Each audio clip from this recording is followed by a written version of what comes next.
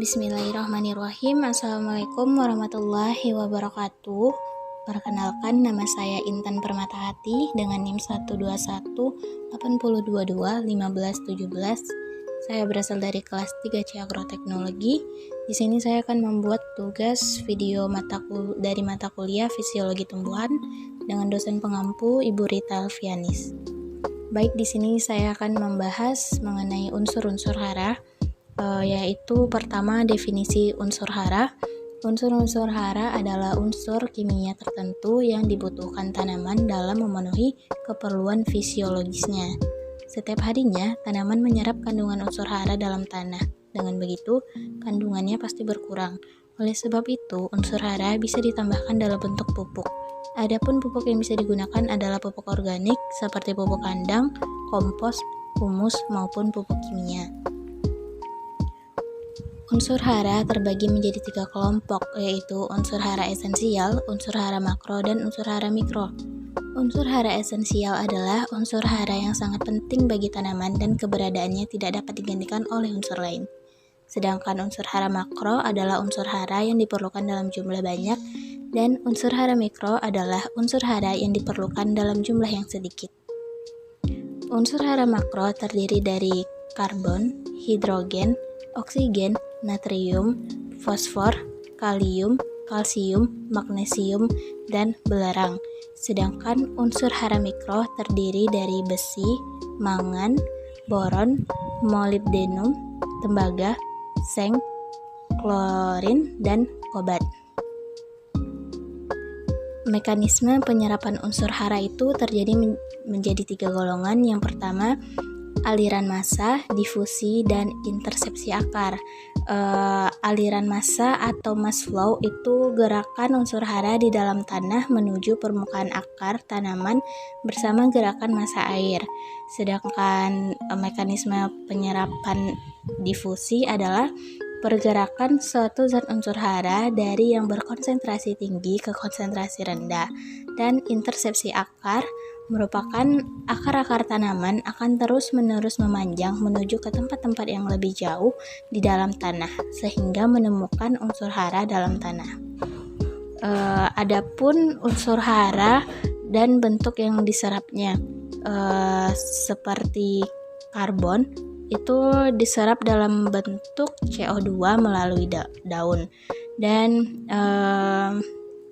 kalium itu diserap dari tanah dengan bentuk ion K+, seperti tabel tersebut. Adapun peranan unsur hara seperti nitrogen itu berperan sebagai pembentukan protein dan memperbaiki pertumbuhan vegetatif tanaman. Gejala kekurangan nitrogen itu tanamannya menjadi kerdil. Fosfor memperkuat batang dan memperbaiki kualitas tanaman. Jika kekurangan fosfor itu, pertumbuhan akan terhambat dan daun-daun ungu atau menjadi coklat. Kalium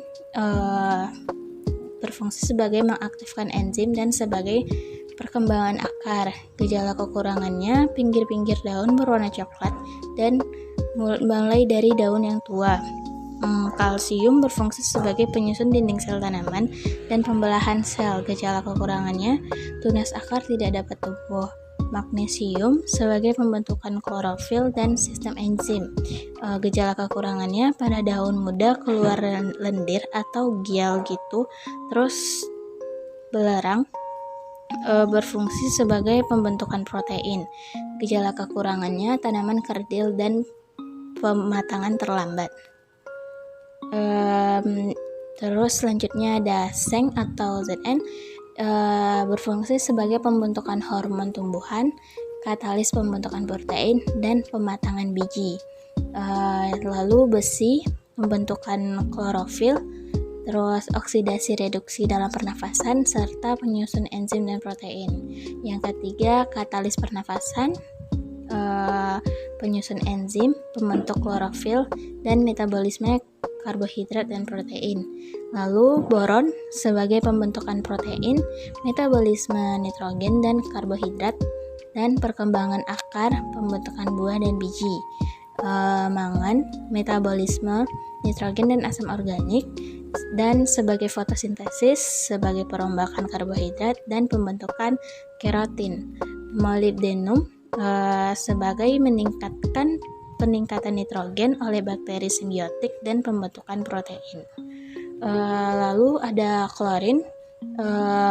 Klorin ini belum jelas, tapi pertumbuhan akar dan tanaman terhambat jika tidak ada unsur klorin.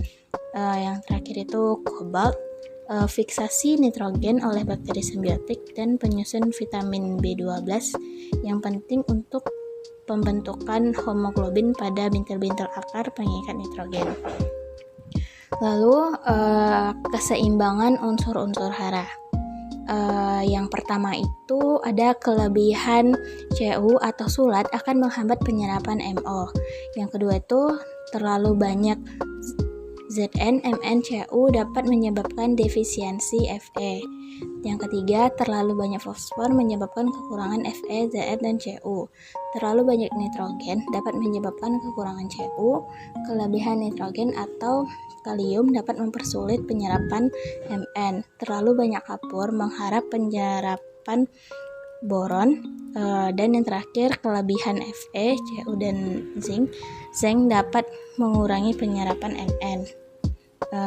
Sekian penjelasan dari saya. Jika terdapat banyak kekurangan, mohon dimaafkan. Assalamualaikum warahmatullahi wabarakatuh.